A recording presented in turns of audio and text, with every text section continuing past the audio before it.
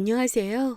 저는 경남 함양에서 구급대원으로 근무하고 있는 38살 여성입니다. 야간 근무하면서 종종 듣곤 했는데 오늘은 시간이 남아서 제 이야기를 보내게 되었어요. 저는 원래 간호사로 근무하다가 출산 이후 남편의 적극적인 지원으로 구급대원으로 이직을 하게 되었고 초등학생 아들이 한 명 있습니다. 제가 일이 바쁘다 보니 시간이 될 때마다 친정엄마가 아이를 돌봐주고 있으세요. 아이를 제가 직접 봐줄 수 없다는 게 안타깝기는 하지만 많은 사람들을 구할 수 있다는 사명감 하나로 일을 하고 있습니다. 그러다 얼마 전 저에게 생긴 일이 황당하기도 하고 허망하기도 해서 이렇게 사연을 보내게 되었어요. 저는 개인 병원에서 간호사로 근무하며 남편을 만나게 되었습니다. 당시 남편은 작은 술집을 하나 운영하고 있었고 출근은 하지 않고 가게를 관리하던 사장이었어요.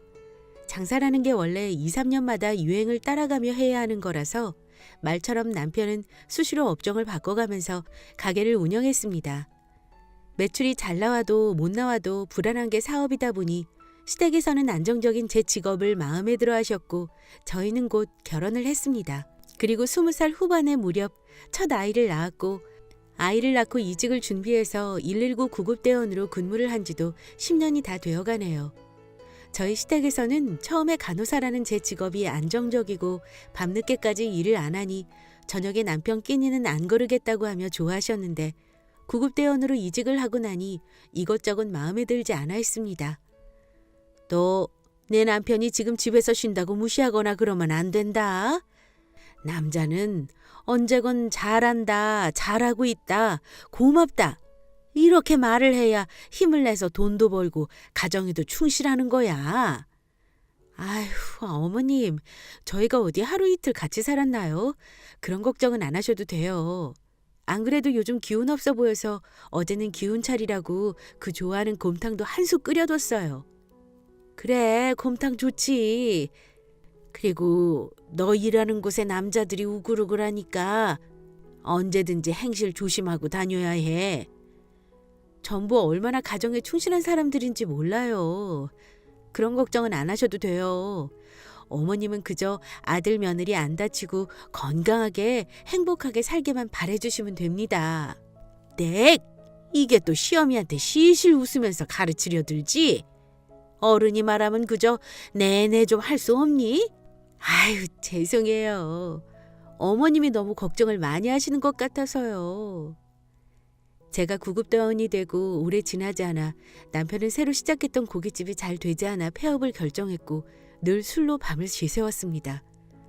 그래서 쉬는 날이면 아들과 함께 바람도 쐬러 다니고 남편이 좋아하는 음식도 자주 해주면서 바쁜 와중에도 남편을 챙기기 위해 저는 갖은 노력도 했습니다. 그렇게 저는 제 나름대로 가정에 참 충실한 사람이라고 생각했어요. 명절에 시간이 되지 않아 참석을 할 수 없게 되었을 때는 홀로 일을 하셨을 시모와 동서를 위해 금전적으로 용돈도 드렸고 푹 쉬다 오시라고 마사지샵도 예약을 해드렸거든요. 동서는 매번 시모랑 음식하는 게 많지도 않아서 금방 한다며 저에게 고마운 마음을 전했지만 이런 저의 노력에도 시모는 마음의 문을 닫고는 돈으로 때우려고 한다고 생각을 했었습니다. 그렇게 남편이 일을 안 하고 제가 시댁에서 죄인 같은 시간을 보낸 지도 몇 년이 흘렀습니다. 다른 집 며느리들은 전부 명절 전에 와서 일손도 돕고 하는데 당신은 뭐 하는 사람이야? 돈 좀 번다고 유세야 뭐야? 내가 집에서 놀고 있으니까 우리 집이 아주 만만하지? 여보, 내가 매년 이런 건 아니잖아. 최대한 일정을 조율을 해도 안 맞는 걸 어떻게 해. 그리고 명절에 긴급 출동 많은 거 당신도 잘 알잖아. 이해 좀 해주라. 우리 엄마가 대접받지 못하고 사는 것 같아서 내가 답답해서 그런다. 매번 우리 아들도 장모님 손에서 크고 있잖아. 뭐? 무슨 말을 그렇게 해. 당신이 혼자서 애 못 보겠다고 하니까 우리 엄마가 도와주고 있는 거잖아. 그래도 애는 엄마 손에서 커야지. 당신은 양심의 가책도 없어? 그래서 내가 지금 일이라도 그만둘까? 그럼 우리 뭐 먹고 살 건데? 당신이 나가서 돈 벌어올 거야? 당신 남 밑에서 일 못하잖아. 내 퇴직금 나오면 또 그거 홀랑 쓸 생각하고 있지? 네 돈 더러워서 안 쓴다. 쳤단 게 무슨 애 엄마야? 남편과의 갈등은 제가 30살 중반의 나이가 되면서부터 심해지기 시작했습니다. 매번 남편에게 제 욕을 하는 시모와 그런 시모의 편을 들어 저에게 2차 언어폭력을 하는 남편.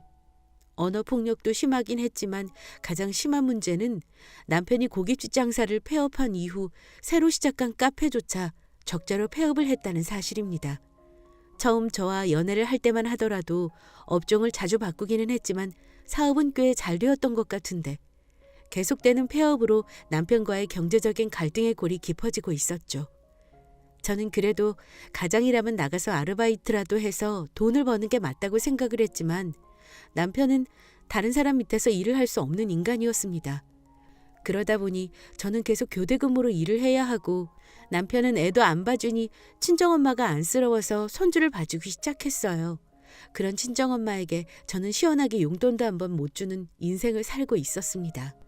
남편은 제가 하는 말은 모두 바가지를 긁는 말이라고 하면서 낮이면 어디론가 나가버리기 일쑤였고 저는 혼자 아등바등하며 지내고 있었는데 시모가 웬일로 제가 근무하는 곳 근처에서 기다리고 있다고 하더라고요. 저는 다른 동료들에게 양해를 구하고 카페로 나가게 되었고 그 자리에는 화가 나 보이는 시모와 그 곁에 착 붙어서 앉아있는 남편을 보게 되었습니다. 대낮에 두 사람이 함께 저를 찾아왔다는 사실부터가 썩 유쾌하지는 않았는데 제가 앉기도 전에 시모는 제 얼굴에 차가운 물을 확 하고 뿌렸고 남편은 그런 모습을 뻔히 보고 있더라고요. 너 어디 할 짓 없어서 내 남편을 내 아랫사람 취급을 해? 어머님이야말로 지금 며느리 일하는 곳까지 와서 뭐 하시는 거예요? 너 애 보고 나가서 아르바이트라도 하라고 했다면서 막노동이라도 하라고 했다며? 네, 그게 왜요? 제가 이 사람 혼자 먹여 살린 지가 지금 몇 년째인 줄 아세요? 한 집안의 가장이면 일말의 책임감이라도 있어야 하잖아요. 그리고 왜 그걸 지금 저한테 화를 내세요? 제가 와이프로서 못할 말이라도 했나요? 앞으로 너 절대로 내 아들한테 뭐라고 하지 마라. 내 아들 곧 새 장사 시작할 테니. 네? 또 장사를 시작하겠다고요? 저희 이제 그런 돈도 없어요.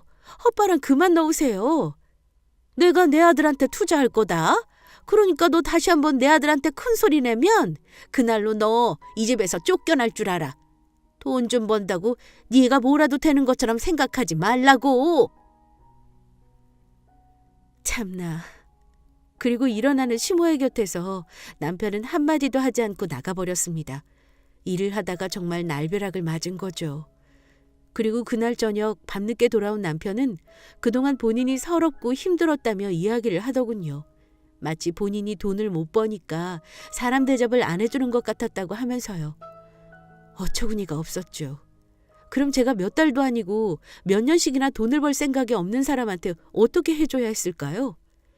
일자리를 같이 알아봐주고 정 안 되면 아르바이트라도 해서 돈을 모으라는 게 그렇게 무시하고 못할 말을 한 건지 저는 도저히 이해가 안 돼서 정말 몇 시간을 싸웠습니다. 싸움의 끝에 남는 건 없었습니다. 그저 다음 날 아무 일이 없던 것처럼 각자 일을 했어요. 그리고 2달 정도 지나서 정말로 남편은 시모와 함께 새로운 장사를 시작했죠. 사무실이 밀집해 있는 곳에서 감자탕 가게를 오픈했더군요.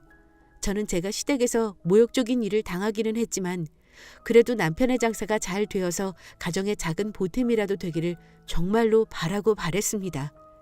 그래서 저는 쉬는 날이면 남편과 시모의 가게에 가서 함께 일을 하며 시간을 보냈고 남편이 오롯이 일에만 집중할 수 있도록 집안일과 육아는 제가 전적으로 도맡아서 했습니다. 1년 정도가 지나서 드디어 가게도 자리를 잡아서 안정적인 매출이 나오기 시작했어요. 남편은 매출이 잘 나오기 시작하면서부터 예전에 긍정적이고 자신감이 넘치는 모습으로 돌아왔죠. 쉬는 날이면 아이를 잘 돌봐주시는 저희 친정엄마께 고맙다고 하며 드라이브라도 함께 가자고 하고 맛집도 가면서 오랜만에 사위 노릇을 했습니다.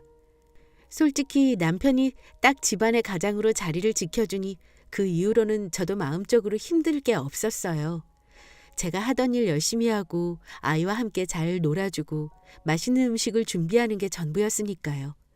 남편도 이러한 저의 마음을 알아주듯이 마치 연애 초반으로 돌아간 것처럼 때때로 예상치 못한 선물로 저를 기쁘게 해주기도 했습니다. 여보, 이게 뭐야? 생각해보니까 당신한테 너무 소홀했던 것 같더라고. 너무 오랜만에 주는 것 같네. 이러니까 정말 연애할 때 같다. 당신 요즘 일도 열심히 하고 더 부지런해진 것 같아서 너무 보기 좋아. 그동안 당신이 고생 많았지. 이제 내가 정말 잘할 테니까 당신은 나만 믿고 열심히 일해. 자부심 갖고 일하는 거 정말 멋져. 이게 다 당신이 도와준 덕분이지. 이직 자리 알아봐주고 공부라도 하라고 지원해줬던 거 지금 생각하면 참 고마워. 나 정말 당신한테 부끄럽지 않은 남자가 되도록 잘할게. 저희 친정집에서도 이제야 남편이 정신을 차렸다고 하며 기뻐했고 시댁은 여전히 저에게는 퉁명스러웠지만 남편과 저의 관계가 원만해졌으니 더 바랄 게 없었죠. 그리고 그 다음 해에 정말 말도 안 되는 일이 생겼죠. 그날도 저는 야간에 대기실에서 근무를 서고 있었습니다. 밤에 대기를 하다가 출동 상황이 발생하면 바로 나가는 것인데 그날은 평일 저녁이라 유난히도 조용한 날이었죠. 새벽까지도 출동 신호가 없어서 쪽잠을 자고 있었는데 갑작스럽게 새벽 4시에 한 모텔로 출동을 하게 되었습니다. 신고를 한 사람은 그 모텔의 여사장이었고 발을 동동 구르며 상황을 설명하기 바빴습니다. 아까 저녁쯤에 남자 혼자 숙박을 하고 간다고 했는데 휴대폰은 계속 울리지. 안에 문은 잠겨있지. 혹시 무슨 일이라도 생겼을까 봐. 내가 무서워서 문을 못 열겠어. 네? 저녁부터요? 아, 그래요. 지금도 화가 계속 와서 옆방에서도 시끄럽다고 난리예요. 내가 겁이 나서 못 들어가겠으니 안에 좀 봐줘요. 모텔에서 극단적인 선택을 하는 사람들이 있다 보니 이러한 이유로 신고를 하는 경우도 종종 있기에 저는 문을 두드리고 안으로 들어가겠다고 소리를 지른 후 조심스럽게 비상키로 문을 열었습니다. 찌그덕 문을 여는 순간 테이프가 뜯어지는 듯한 불쾌한 소리가 났고 저는 동료들과 함께 모텔 안으로 들어갔습니다. 모텔에 들어가자마자 후덥지근한 공기가 불어왔고 이내 바닥에 나뒹굴고 있는 술병들이 보였어요. 낯익은 전화벨 소리를 들으며 침대로 다가간 순간 저는 너무 놀라 소리도 지르지 못하고 바닥에 주저앉아 버렸습니다. 침대 위에는 남편이 누워 있었거든요. 떨리는 손으로 바닥에 떨어진 휴대폰을 주워서 전화를 받았더니 반대편에서 한 여자가 찢어지는 듯한 목소리로 소리를 지르며 이야기를 했습니다. 훈규 씨, 왜 이렇게 전화를 안 받아? 우리 헤어진 거라고 내가 말했잖아. 사람 신경 쓰이게 하지 말고 집에나 가버려. 누구세요? 누구신데 남의 남편한테 이 시간에 전화를 하세요? 네? 아, 죄송합니다. 짧은 정적 이후 통화가 끊겼고 다시 전화를 걸어보니 상대방의 전화가 꺼져 있다는 안내음이 나왔습니다. 저는 침대에 차갑게 식은 채 누워있는 남편을 보고 그 자리에서 엉엉 울고 있었습니다. 그리고 주변을 돌아보니 침대 주변으로 10개가 넘어 보이는 연탄불과 문이라는 문에는 전부 청색 테이프로 구멍을 막아둔 모습이 눈에 보였습니다. 이미 확인을 해볼 것도 없이 남편은 세상을 떠난 상태였습니다. 저는 멍하니 제 손에 남겨진 휴대폰을 보다가 조금 전 통화했던 그 여자가 누구인지를 확인해야겠다는 생각에 휴대폰을 다짜고짜 뒤져보기 시작했고 바로 알 수 있었어요. 조금 전 통화한 그 여자가 내 남편의 상간녀라는 것을요. 어림잡아도 연락한 기간은 1년이 넘어 보였고 앨범에만 들어가도 그 여자의 얼굴을 확인할 수 있었죠. 2019년 4월 2일. 오늘 같이 먹을 스파게티 너무 맛있더라. 우리 남편은 매번 한식만 먹자고 하는데 훈규 씨랑 놀고 있으면 내가 20대로 돌아간 것처럼 너무 좋아. 이렇게 특별한 하루를 보내줘서 고마워요. 다음번에 만날 땐 내가 더 근사한 거 많이 사줄게. 훈규 씨 와이프는 이렇게 매력적인 사람을 두고 어떻게 매번 출근을 할까? 나였으면 진작 일 때려치우고 매일 붙어 있었을 것 같아. 항상 너무 고마운 우리 훈규 씨. 내가 정말 많이 사랑해요. 2019년 7월 24일. 오늘 여행도 너무 좋았어. 똑똑한 우리 훈규 씨는 어떻게 딱 주말에 다른 사장님들이랑 워크숍을 한다고 이야기를 했을까? 덕분에 산도 보고 들도 보고 바다가 보이는 예쁜 숙소에서 둘만의 시간을 보낼 수 있어서 너무 행복했어. 집으로 들어가는 길마다 우리가 함께한 시간을 적다 보면 일기를 쓰는 것 같아서 나중에 보면 엄청 재미있다. 훈규 씨는 통화를 좋아하지만 나는 이렇게 글로 쓰는 게 더 좋아. 우리 다음 달에도 재미있는 곳에 놀러 가요. 참 사랑이 넘치는 커플이었습니다. 그리고 그 문자의 시기가 남편의 장사가 잘 되고 남편과의 사이가 유독 좋았을 시기라는 게 더 황당하고 화가 났습니다. 그리고 이어지는 문자에서 저는 왜 남편이 그렇게 어이없이 세상을 떠나게 되었는지 알게 되었어요. 비교적 최근에 온 문자에는 그 여자가 이별을 통보하는 내용이었거든요. 이 부분은 대화가 이어졌던 부분이라 문자의 내용을 대화체로 좀 적어볼게요. 훈규 씨, 남편이 둘 중에 한 사람만 선택하라고 하더라고. 내가 아무리 훈규 씨를 좋아하지만 내 자식까지 버릴 수는 없을 것 같아. 미안해. 우리 여기까지 하는 게 좋을 것 같아. 그게 무슨 말이야? 이렇게 일방적으로 통보를 하는 게 어디 있어. 나는 절대로 너랑 못 헤어져. 매번 술독에 빠져 사는 그 인간이랑 이혼을 하고 차라리 나랑 살자. 내가 너 아무것도 안 하고 살게 해줄게. 이러지 마요, 훈규 씨. 훈규 씨도 가정이 있잖아. 우리 그냥 여기까지 하는 게 서로 좋을 것 같아. 처음 가게에서 아르바이트를 하러 갔을 때부터 훈규 씨랑 훈규 씨 어머님이 너무 잘 대해주셔서 훈규 씨 와이프가 얼마나 부러웠는지 몰라.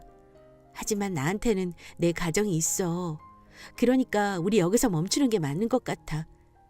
여기서 우리 끝내지 못하면 정말로 우리 남편이 무슨 짓을 할지 몰라.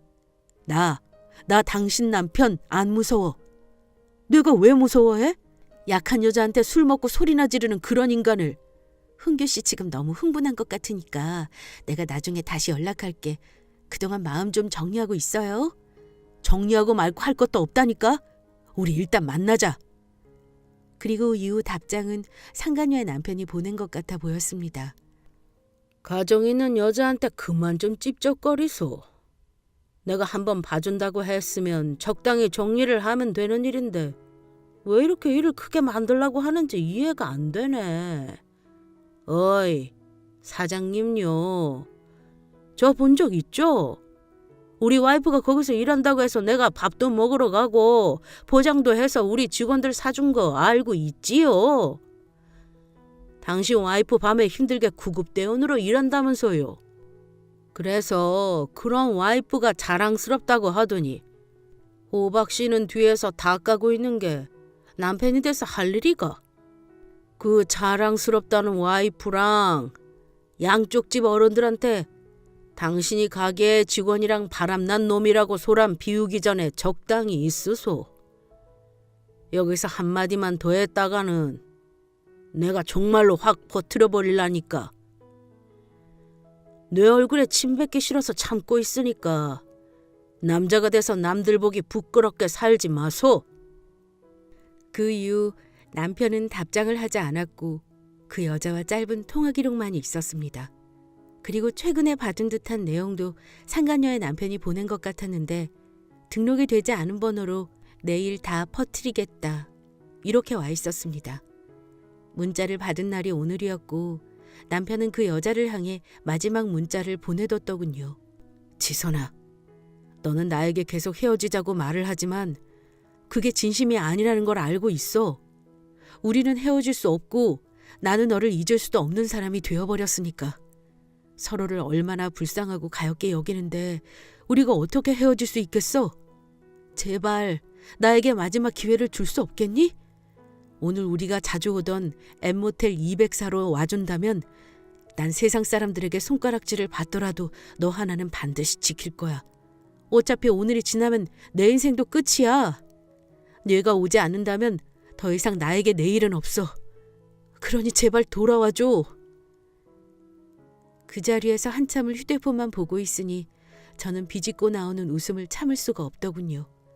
최근 남편이 계속 기분이 좋지 않길래 저는 제가 할 수 있는 온갖 맛있는 음식들을 준비했었고 혹시 기분이 안 좋은 이유가 장사가 안 돼서 그러는 것일까 봐 지인들에게 부탁해서 매상까지 두둑히 올려줬는데 그 이유가 고작 상간녀와의 이별 때문이었다니.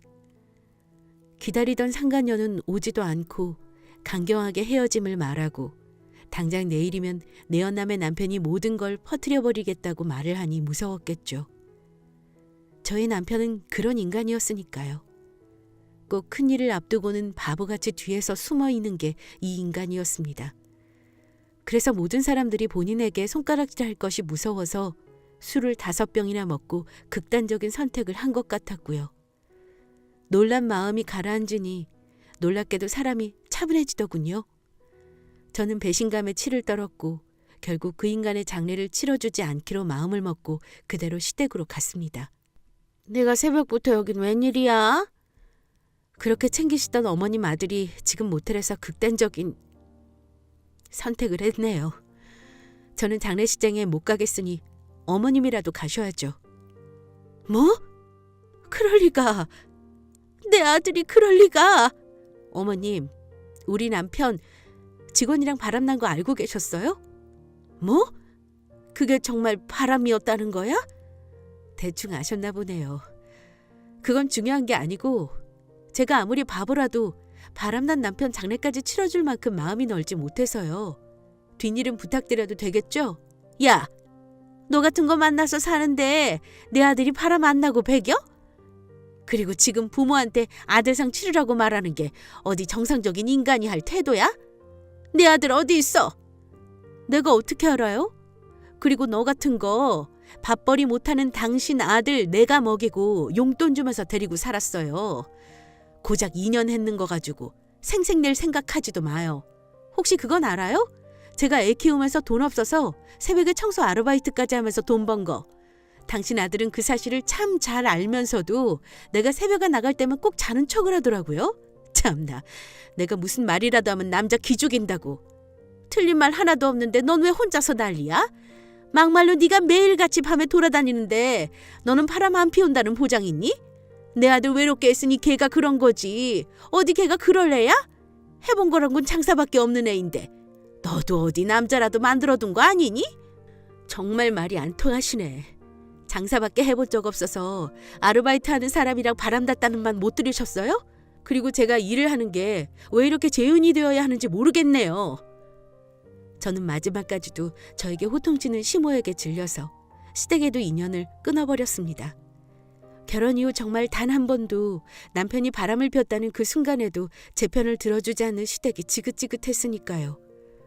그러고 나서 저는 남편이 운영하던 가게도 폐업을 해버렸습니다. 사업자 명의가 시모랑 공동이라면 일이 조금 복잡해졌을 것 같은데 다행히 남편 단독 명의더라고요.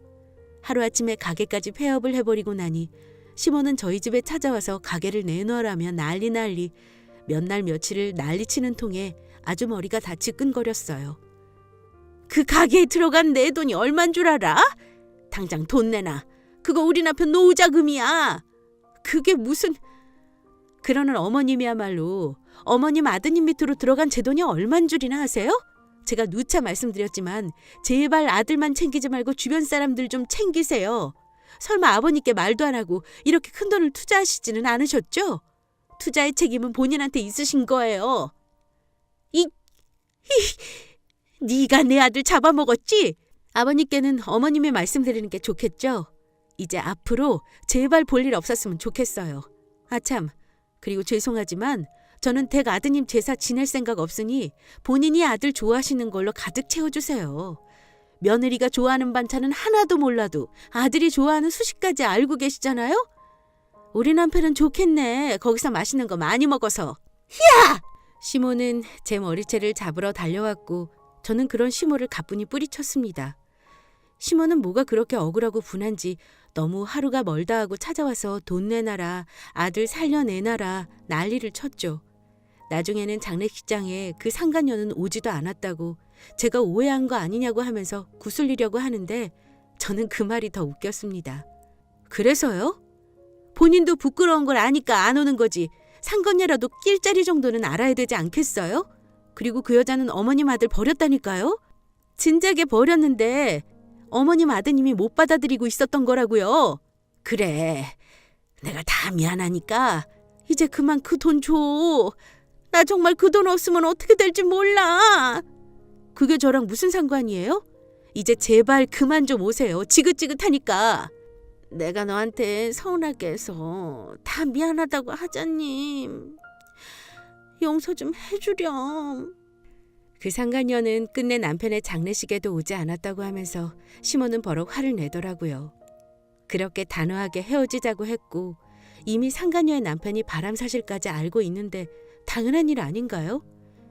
시모를 피해서 다니다 보니 제 생활이 없어서 이사를 가게 되었고 덕분에 출퇴근 시간이 늘어나서 차까지 바꾸게 되었네요. 정말 인간 같지도 않은 인간을 사람으로 만들어 보겠다고 그렇게 생난리를 쳤는데 역시 사람은 고쳐서 쓰는 게 아니라는 말이 맞는 것 같습니다. 옛말이 틀린 게 하나 없는 게 사람이 갑자기 변하면 죽을 때가 된 거라더니 딱 바람 피우기 시작하면서부터 저한테 잘해주려던 그 모습들은 지금 생각해도 기분이 더러워요. 그리고 제가 시댁 식구라면 다 싫어하는데 그나마 동서랑은 말이 통하는 편이라 지금도 종종 연락을 하고 지내는데 얼마 전 시모도 시부의 노후자금에 손을 댄 것으로 이혼을 당했다고 하더라고요. 도련님네 가서 살려고 해도 워낙 시모가 저희 남편한테 편애가 심했던 터라 도련님도 절대 안 된다고 말을 해서 지금은 어느 원룸에서 기초생활 수급 돈을 받아서 쓰고 있다고 합니다. 여러분도 사람이 갑자기 바뀌면 의심부터 하고 보세요. 혹시 아나요? 제가 남편이 저한테 잘 대해줄 시기에 바람을 눈치챘으면 일이 이렇게 커지지는 않았을지. 썩 유쾌하지는 않지만 제 이야기 들어주셔서 감사합니다.